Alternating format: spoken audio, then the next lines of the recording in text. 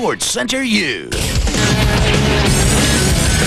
There's a certain glow about us tonight. That's right, a 90-minute Sports Center U. Can it be? Yes, sir. Mike Hall, Steve Israel, and Tom Lugenba.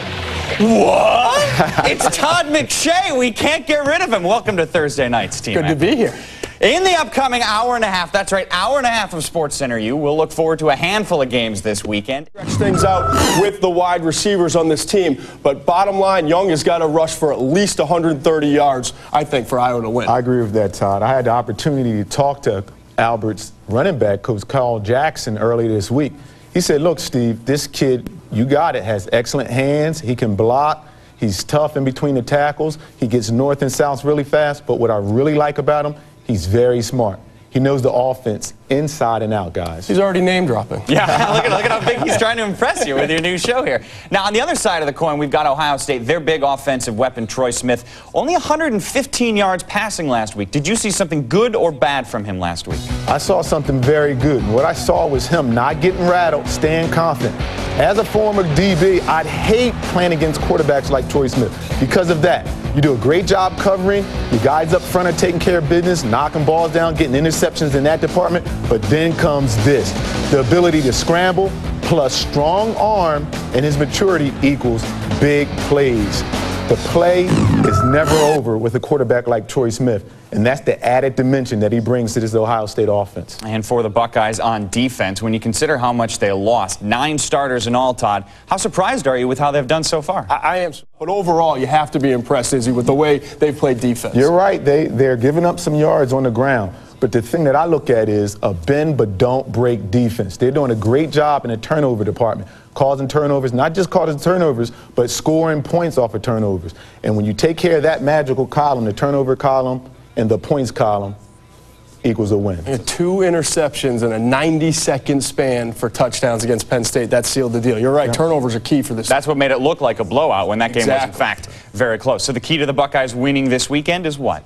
The key to the Buckeyes winning, they must play well in the secondary. They're going to have to play great cover defense on the back end with the DBs.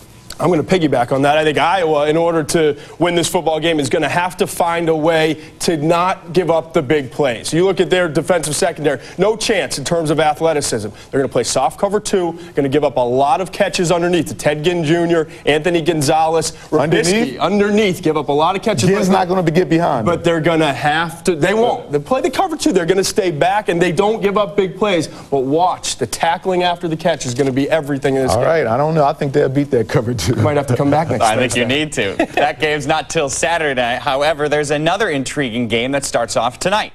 Well, that first minute, all they talked about was pass protection. Will they get pass protection in this game? It's going to be tough. When you think about the offensive line, you think about a group that has to spend a lot of time together. And the problem with this offensive line is they have not. They're starting 2 true freshmen.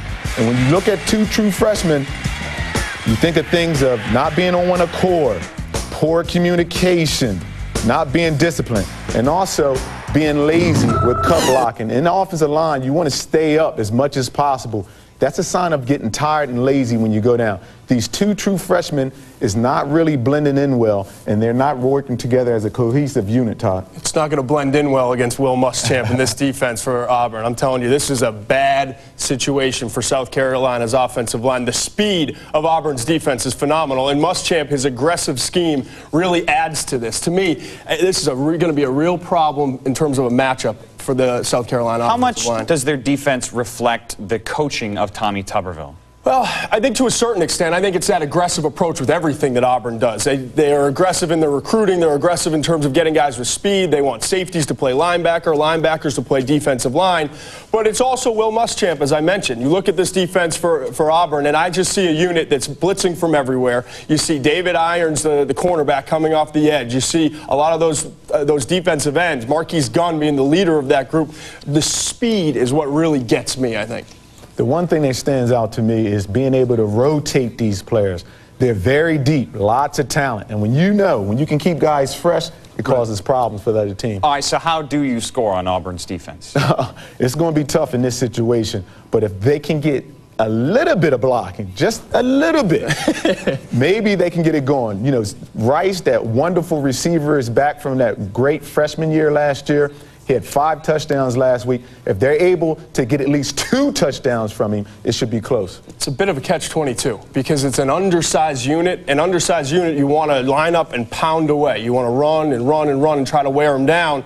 But you have Sidney Rice on the outside, so you want to take some chances. I think you're going to see South Carolina try to be physical at first and then work the play action and try to go deep to Rice. Savell Newton is a very mobile quarterback. He's played wide receiver and running back for South Carolina, so I think he'll be able to get outside on occasion. They've got to strike deep in order to have any chance to upset number 2 Auburn now. Todd, he's going to spend a lot of time on his back. Yes. And so if they are going to pull off that, what are they going to need to? What intangibles need to be there for? Well, I think for South Carolina, you've got to ride the emotions of this game. You've got to, A, trust your coach, Steve Spurrier. He's been in a lot of games where he's been the underdog earlier in his career, and he has found ways to win. I think, secondly, in Williams-Brice Stadium tonight, it's going to be a great scene. They've got to make some big plays early, and as you know, special teams, get a big play on special teams early to carry that emotion. Yep, I agree. And Auburn stays undefeated by doing what? Auburn, all they have to do is continue to run the ball, run the football, and Brandon Cox has managed this offense very well all year. Protect the ball.